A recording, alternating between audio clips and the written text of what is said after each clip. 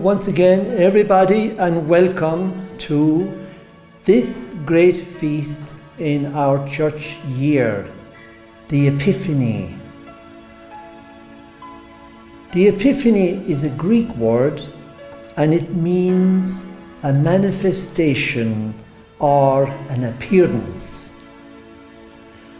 In a Christian way of looking at it, it is the manifestation of the divine nature of Jesus, as is exemplified in this great feast, the coming of the three kings from the orient. These kings came from different corners of the world, the known world at that time. And they came thirsty for this great news.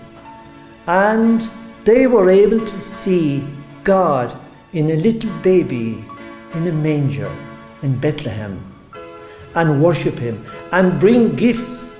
It's about God breaking through into our history, into our lives, and ourselves being open to God's intervention in our lives. This is another way of looking at it. God has a plan for the whole world, and we, each and every one of us, are deeply in that plan. And His plan for us is definitely to redeem us, meaning to carry us back to His home, to where we all come from originally, our Creator, God the Father. So, we too look at our world as we find it, and we must ask ourselves, do I see evidence of God breaking through to me in my life? We can think of many examples, I'm sure all of you looking at this video, where God intervened through especially other people. I always think of the example, if you're looking for a place, you're looking for directions in a town, in a city, or in the countryside. And you will find people so willing to help you, to guide you, to get you to the place you want to go. These are angels. Also people who maybe protect us and say, don't go that way, because there's danger for some reason or other. You can think of all the examples of where you met people who were like angels, guiding you, and you as well being an angel to other people who are strangers, and you willing to help them, and that great joy you get from guiding a stranger on the right road. These are angelic actions. These are interventions by God. And also, just think of the opposite. Think of somebody asking for directions, we'll say to the shop or to the doctor, and for some evil reason, a person directs them deliberately in the wrong direction. How evil can that be? That is evil. And not just maybe directions to a physical place, but misdirecting young people on wrong roads and wrong ways of living. This is so evil, and deliberately doing it. All the different evils that we can think of in the world. So, but let us concentrate on this beautiful feast, which is so hopeful and so much a divine incident that happened and that can happen for us all if we look for God like the three kings coming from the orient. In our first reading from Isaiah chapter 60 verse 6, and I'll just read it. Dromedaries from Midian and Ephah, all from Sheba shall come. It's Isaiah predicting this day, the Epiphany, the coming of the people from the Orient, the opening up of what was otherwise a Jewish way of worshipping God. Now this was being opened up, not so much to be Jewish anymore, but for everyone to worship and praise the God who saves and who redeems. These places mentioned, Sheba is meant to be Ethiopia. And then you have the other place called Midian. This is a nomadic tribe around the area of Saudi Arabia. And one may wonder, how did it happen that these people saw signs in the heavens and were able to interpret it and started looking, going on long journeys on their camels?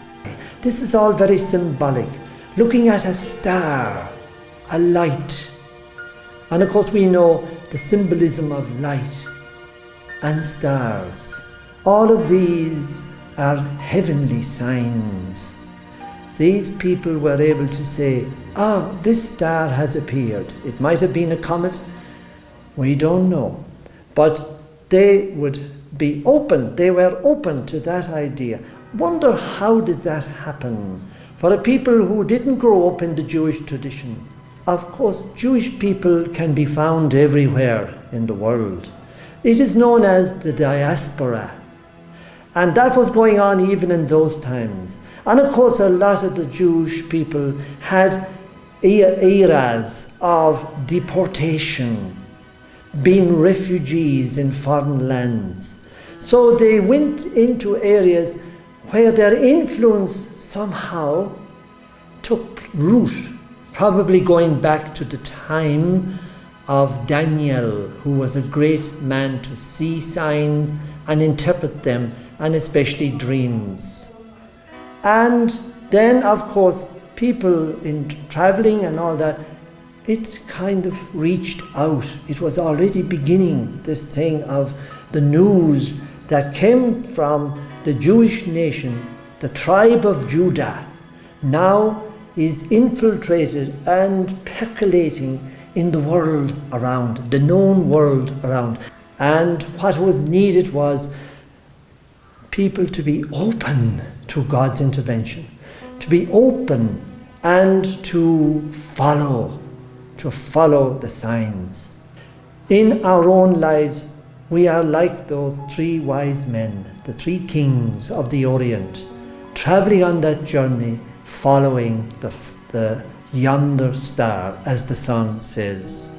So there is the message that God has intervened and is intervening in our lives, in our world. We have to be open to be able to see God in our lives, have that positivity, have that optimistic view in life.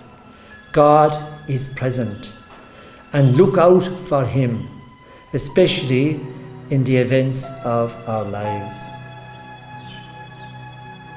This is done through the practice of faith, prayer, and good works.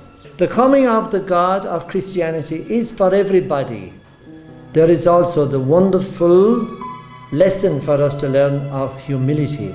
These are three kings worshipping a baby and believing that He is God. The journey they took was a searching one, a seeking. We too are on a journey. We're all on a journey. Where? We are on our way back to the Creator. That journey is illuminated from time to time with the power of God, the signs of God, the stars of God, the light of God. Let us be like the kings, continue until we reach Bethlehem. We will arrive at an awesome manifestation of God in our world. God is deeply involved. If we keep doing good and being angels to one another.